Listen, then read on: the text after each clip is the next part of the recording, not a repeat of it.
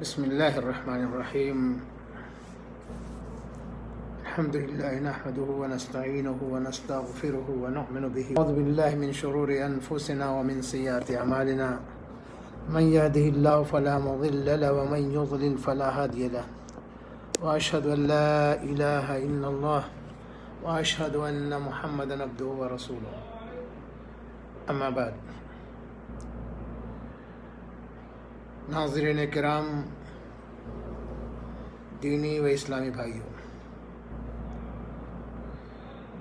گزشتہ درس میں ذی الحجہ کے ابتدائی 10 دنوں کے تعلق سے کچھ باتیں میں نے بتائی تھی.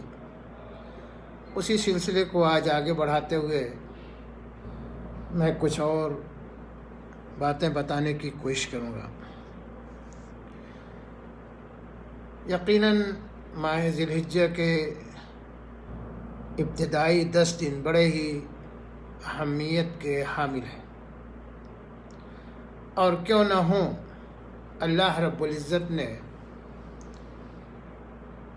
اس 10 دن کی قسم کھائی ہے.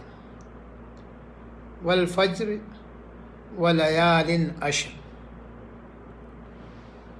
قسم ہے فجر کی اور 10 راتوں کی. یہ 10 راتیں اکثر مفسرین نے بتایا ہے کہ ماہ ذی الحجہ کے 10 ابتدائی دن اس سے مراد ہیں. اس لیے ان ایام کے ہمیں اور آپ کو کثرت سے اعمال جو کرنے چاہیے، میں اس کی طرف اس مختصر سے وقت میں بتانے کی کوشش کروں گا. سب سے پہلی چیز تو یہ کہ انسان توبہ و استغفار کرے. ظاہر سی بات ہے، انسان بحیثیت ایک بشر ہونے کے، ایک انسان ہونے کے، کوئی ایسا نہیں کہ اس سے غلطیاں سرزد نہ ہوں. اس سے غلطیاں سرزد ہو جاتی ہیں، اور کیوں نہ ہوں، اس لیے کہ وہ انسان ہے. کوئی فرشتہ نہیں ہے کہ اس سے غلطی نہ ہو. اس سے غلطیاں سرزد ہو جاتی ہیں. لیکن اللہ تبارک و تعالی نے بندوں کو موقع دیا کہ جب غلطیاں ہو جائیں تو اس پر مستمر مت رہو. انسان ہو، غلطی تو ہو گئی، آؤ مجھ سے مانگو اپنی غلطیوں کی جو ہے، غلطیوں کا اقرار کر کے ان غلطیوں کو چھوڑنے کا وعدہ کرو. اور آپ کو معلوم ہونا چاہیے کہ اللہ رب العزت انسان جب بندہ جب اللہ رب العزت کے سامنے جھک جاتا ہے، اپنی گناہوں پر ندامت کے آنسو بہاتا ہے، تو اللہ تبارک و تعالی اس کی تمام گناہوں کو معاف فرما دیتا ہے. یہ معمولی بڑا اللہ رب العزت کا بندے کے اوپر کرم نہیں ہے، بہت بڑا کرم ہے کہ ہم غلطی بھی کریں اور اللہ کے دربار میں جائیں تو اللہ معاف نہ کرے. نہیں، یقیناً اللہ تبارک و تعالی ہمارے گناہوں کو معاف کرنے والا ہے. تو سب سے مین چیز یہ ہے کہ ہمیں ویسے تو ہمیشہ توبہ و استغفار کرنا چاہیے، لیکن ان ایام میں جو ماہ ذی الحجہ کے خاص طور سے 10 ایام ہیں، جس ایام کی اللہ رب العزت نے قسم کھائی ہے، اس میں ہمیں زیادہ سے زیادہ توبہ و استغفار کرنا چاہیے. اور اس کے لیے شرط یہ ہے کہ جب انسان توبہ کرتا ہے تو اللہ تبارک و تعالی اس کے گناہوں کو معاف فرما دیتے ہیں۔ عزیز دوستو، اسی لیے علماء کرام نے لکھا ہے کہ توبہ کرنے کے لیے کچھ شروط ہیں۔ ان شرطوں کے ساتھ اگر کوئی شخص توبہ کرتا ہے تو اللہ رب العزت اس کی توبہ کو قبول فرماتے ہیں۔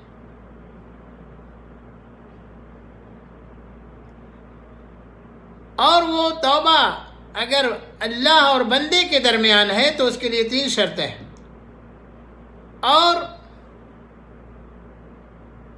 اس کا تعلق اگر کسی انسان سے ہے، کسی عبد سے ہے، تو اس کے لیے 4 شرطیں۔ سب سے پہلی شرط یہ ہے ان یقلع عن المعصیہ، کہ جس چیز پر وہ توبہ کرتا ہے اس چیز کو چھوڑ دے۔ یہ نہیں کہ اللہ تعالیٰ سے توبہ بھی طلب کرتا ہے، وہ برا کام بھی کرتا ہے، اس پر استمرار کے ساتھ قائم و دائم ہے، نہیں۔ ان یقلع عن المعاصی او عن المعصیہ، کہ اس گناہ کو چھوڑ دے وہ۔ یہ نہیں کہ روز چوری کرو اور توبہ کرو، روز چوری کرو توبہ کرو، روز چوری کرو توبہ کرو، زنا کرو توبہ، نہیں، چھوڑ دیجئے۔ ہو گیا، بحیثیت ایک بشر اور انسان ہونے کے آپ سے غلطیاں سرزد ہو گئی ہیں۔ اللہ کے دربار میں جائیے، گڑگڑائیے، روئیے اور اس گناہ کو چھوڑ دیجئے۔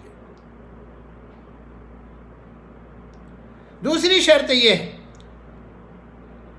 ان یندم علی فعلہا، اور جو غلطی اس نے کی ہے، جو برائی اس نے کی ہے، جو غلط کام اس نے کیا ہے، اس پر جو ہے وہ شرمندہ بھی ہو۔ یہ نہیں کہ اس برائی کے اوپر وہ جمع ہو، اسی پر وہ قائم و دائم ہے، نہیں دوستو، اسے چھوڑ دے، اس کے قریب نہ جائے۔ ان یندم علی فعلہا، اس کے دل کے اندر اس بات کا احساس ہو کہ ہم نے بہت برا کام کیا ہے، ہم نے بہت برائی والا کام کیا ہے، ندامت کے آنسو اس پر بہائے، روئے اور گڑ گڑائے، اللہ کے دربار میں عجز و انکساری کے ساتھ اللہ کے سامنے شرمندگی کا احساس ہو۔ یہ نہیں کہ چوری بھی اور سینہ زوری بھی، برا کام بھی اور اس پر جمے بھی رہے اور کہیں کہ نہیں کوئی بات نہیں، برائی کرتے رہیں گے، نہیں دوست۔ ان یندم علی المعصیہ،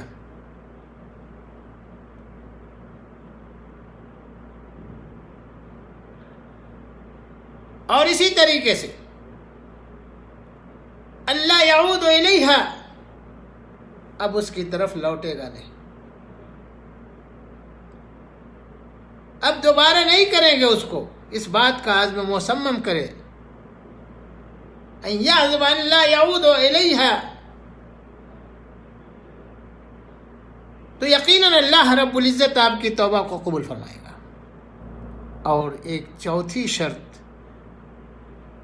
کہ اگر آپ توبہ کر رہے ہیں، کسی ایسی برائی کوئی کیا ہے جس کا تعلق کسی بندے کے ساتھ ہے، کسی انسان کا آپ نے حق مارا ہے، کسی کے ساتھ ظلم و زیادتی کیا ہے، کسی کے ساتھ آپ نے جو ہے کیا ہے تمرد اور زیادتی کی ہے، تو اس شخص سے جا کر کے آپ جو ہے معافی طلب کریں۔ یا کسی کا حق آپ نے غصب کر رکھا ہے، کسی کا حق آپ نے نہیں دیا ہے، تو آپ اس کے حق کو واپس کیجئے۔ کسی کے ساتھ ظلم و زیادتی کی ہے تو جا کر کے اس سے معافی طلب کیجئے۔ یہ چوتھی شرط ہے۔ تو دوستو، اس مہینے کے اندر کثرت سے توبہ و استغفار کرنے کی ضرورت ہے۔ انسان جب کثرت کے ساتھ توبہ و استغفار کرتا ہے تو یقیناً بڑا ہی بابرکت مہینہ ہے، اور ابتدائی یہ ذی الحجہ کے جو 10 دن ہیں بڑے ہی بابرکت ہیں۔ اللہ تبارک و تعالیٰ کے دربار میں جب گڑ گڑاتا ہے، روتا ہے، ندامت کے آنسو بہاتا ہے اور آئندہ نہ کرنے کا عزم کر لیتا ہے تو اللہ رب العزت اس کے گناہوں کو معاف فرما دیتے ہیں۔ تو اس مہینے کے اندر ہمیں توبہ و استغفار کرنا چاہیے کثرت کے ساتھ۔ ویسے تو ہمیشہ انسان کو اللہ رب العزت سے اپنی توبہ طلب کرنی چاہیے، مغفرت طلب کرنی چاہیے، اپنی گناہوں پر جو ہے آنسو بہانے چاہیے، لیکن اس مہینے کے اندر جو ذی الحجہ کا مہینہ ہوتا ہے اس کے اندر کچھ زیادہ ہی ہونا چاہیے۔ اور اسی طریقے سے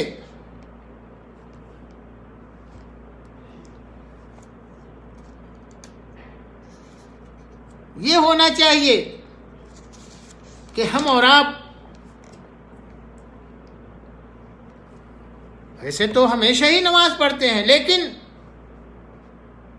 نمازوں کا بھی اہتمام، سنن اور نوافل کا بھی اہتمام اس مہینے میں ہمیں کرنا چاہیے۔ اور یقین جانیے دوستو کہ ایک شخص یقیناً 5 وقت کی نماز پڑھتا ہے، ہم اس کے انکاری نہیں ہیں، لیکن اس مہینے میں جو ذی الحجہ کا مہینہ ہوتا ہے اس مہینے میں ذرا اپنے رفتار کے اندر تیزی لائیے، عبادت کے اندر ذرا اور رفتار بڑھائیے، سنتوں کا اہتمام کیجیے، جو سنت مؤکدہ ہے نہ چھوڑیے۔ اس کے علاوہ جو ہے مسجد میں جائیں، تحیۃ المسجد، اگر سنت کا وقت نہیں ہے تو تحیۃ المسجد پڑھ کر کے بیٹھیں۔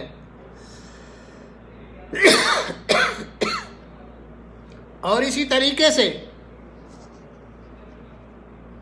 مسجد میں سویرے پہنچنے کی کوشش کریں۔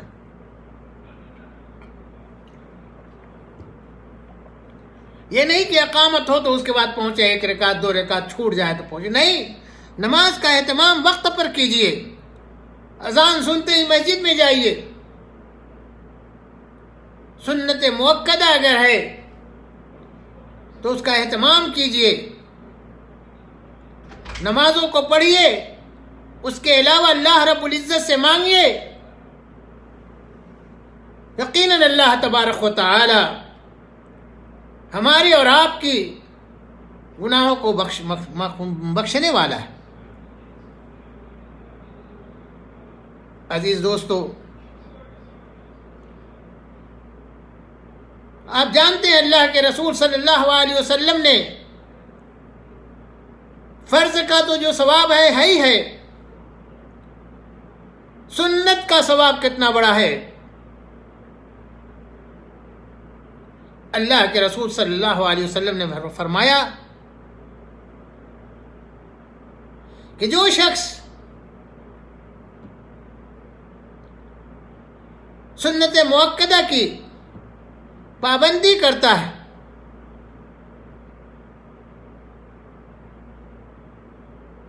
بارہ رکعت جو سنت مؤکدہ ہے وہ پڑھتا ہے، تو اللہ رب العزت اس کے لیے جنت میں ایک گھر بناتے ہیں۔ غور کیجئے، جنت روزانہ آپ اس کا اہتمام کیجئے، روزانہ جنت میں آپ کے لیے ایک قصر تیار ہوتا ہے۔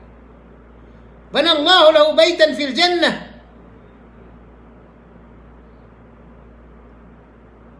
فجر سے پہلے 2 رکعت، ظہر سے پہلے 4 رکعت اور بعد میں 2 رکعت، یا پہلے 2 رکعت بعد میں 4 رکعت،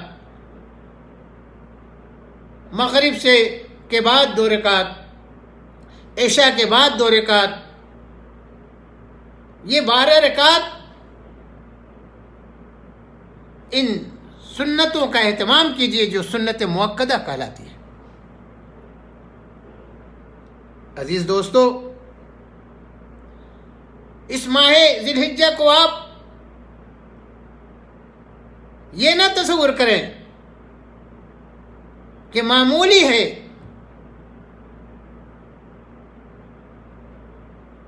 ایک صحابی حضرت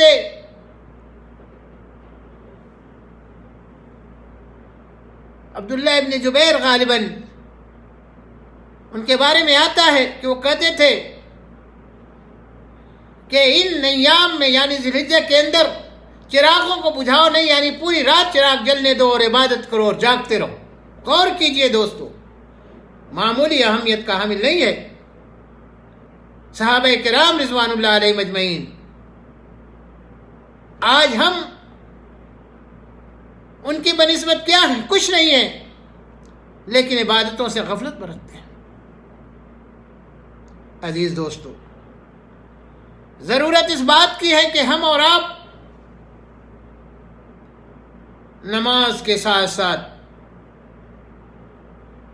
سنتوں کا اہتمام کریں، اور خصوصاً جو سنتیں مؤکدہ ہیں جن کی تاکید کی ہے اور اللہ کے رسول صلی اللہ علیہ وسلم نے جس میں مواظبت اور مداومت کی ہے، اس کا اہتمام کریں۔ میرے دوستو، سال کے بعد ذی الحجہ کا مہینہ آتا ہے، اس لیے غفلت میں نہ مت رہیے۔ نہیں دوستو، وقت سے فائدہ اٹھائیے۔ آپ دیکھتے ہیں ایام کتنی تیزی سے گزرتا ہے۔ چند لمحے کے لیے آپ آنکھ بند کر کے اپنے گریبان میں منہ ڈال کے سوچئے، چند دن پہلے ابھی یہ تھا کہ کرونا آ رہا ہے، کرونا آ رہا ہے، کرونا آیا ہوا ہے، 5-6 مہینے ہو گئے۔ کتنی موتیں ہوئی کسی کو معلوم ہے؟ کتنے لوگ آج مستشفیٰ کے اندر پڑے ہوئے ہیں، کتنے لوگ پریشان حال ہیں۔ موت کب آئے گی کسی کو پتہ نہیں ہے۔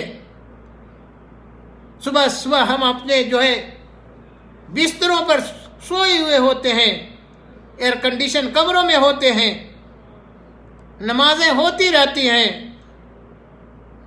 امام کے قرات کی آواز ہمارے کانوں میں آتی ہے، لیکن ہم بستر چھوڑ کر کے نہیں اٹھتے ہیں۔ دوستو، بڑا افسوس ہے کہ ہم کہاں تھے اور کہاں چلے گئے۔ اس لیے دوستو، نماز کا اہتمام کیجئے۔ یقیناً نماز ایک ایسی عبادت ہے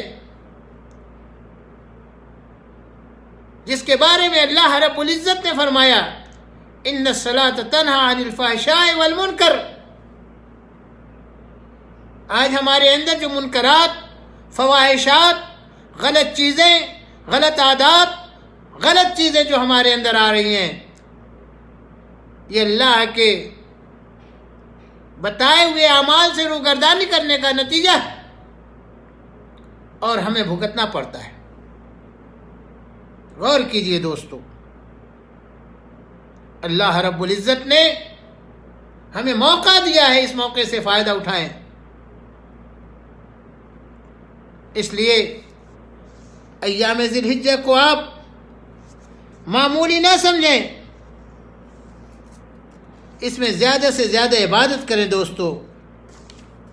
یقیناً اسی میں ہمارے لیے کامیابی ہے، اور اسی طریقے سے اس مہینے میں ہو سکے تو روزہ بھی رکھیں، گرچہ یہ نفلی روزہ ہے، لیکن اس کا اہتمام کرنا چاہیے، اس لیے کہ اللہ کے رسول صلی اللہ علیہ وسلم نے ارشاد فرمایا کہ اگر کوئی شخص اللہ کے راستے میں ایک دن روزہ رکھتا ہے تو اللہ تبارک و تعالی اس شخص کو جہنم کی آگ سے 70 سال کی مسافت کے برابر دور کر دیتا ہے۔ ما من عبد يصوم يوما في سبيل الله أعد الله بذلك اليوم وجهه عن النار 70 خريفا۔ سبحان اللہ، 70 سال کی مسافت کے برابر اس شخص کو اللہ تبارک و تعالی جہنم سے دور کر دیتا ہے۔ یہ تو عام دنوں کا بات ہے، کبھی بھی انسان رکھ لے، مہینے میں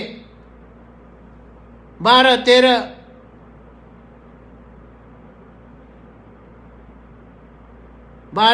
14 تاریخ کو یا 13، 14، 15 تاریخ کو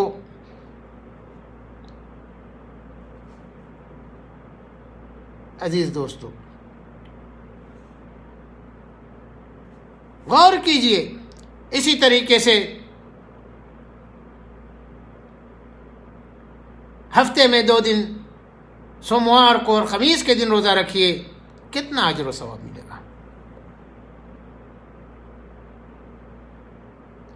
اور اسی طریقے سے اگر کوئی شخص استطاعت رکھتا ہے تو حج بھی کرے،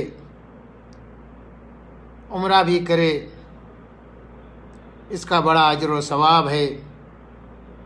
اللہ کے رسول صلی اللہ علیہ وسلم نے ارشاد فرمایا، الحج المبرور لیس له جزاء الا الجنہ۔